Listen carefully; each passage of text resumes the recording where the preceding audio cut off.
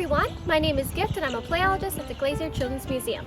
Today we're going to make our own ecosphere and observe every day what grows inside. Alright, so the area that I choose is a retention pond and I'm going to get as much water and mud into my jar as possible. So right now my jar is looking pretty muddy and super dirty, and as it settles every day you're going to find new things growing in there every day. So to make sure that whatever is in here has some food, I made sure to get some green foliage in there. Then I'm also going to add some dead leaves because a lot of things that you find in ponds are going to want to eat dead leaves. The next thing you'll need to do is find a nice sunny spot on a windowsill. This is where you'll leave your jar to do daily observations. As you watch the water settle, you'll find that things will grow and swim around in your tiny ecosphere. Day 1. After the mud has settled, you'll notice some little dots swimming around your pond.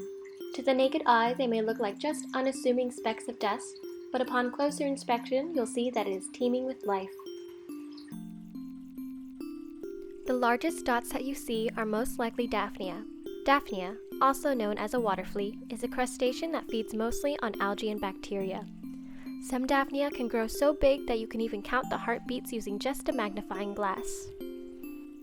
Accompanied with the Daphnia are little worms called flatworms, which you can also see with the naked eye.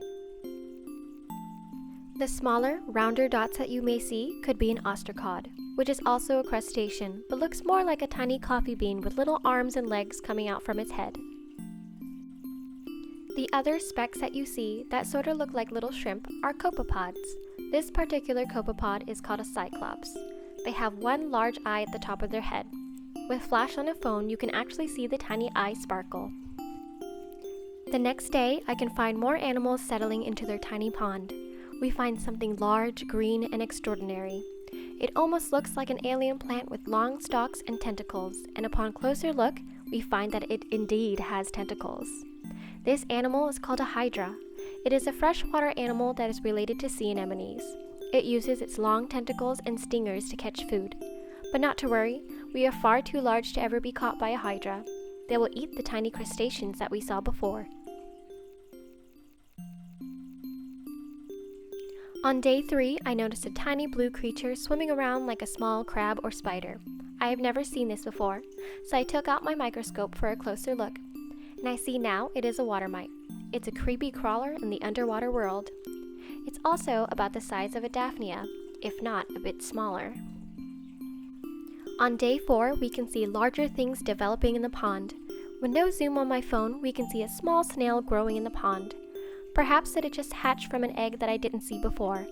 I cannot tell what type of snail it is until it's larger, but it's most likely a baby apple snail. Now, whenever you see a pond or a lake near you, you may think the only animals you'll find are fish and turtles. But if you take a closer look at the things around you, you can discover a whole world full of small and spectacular animals.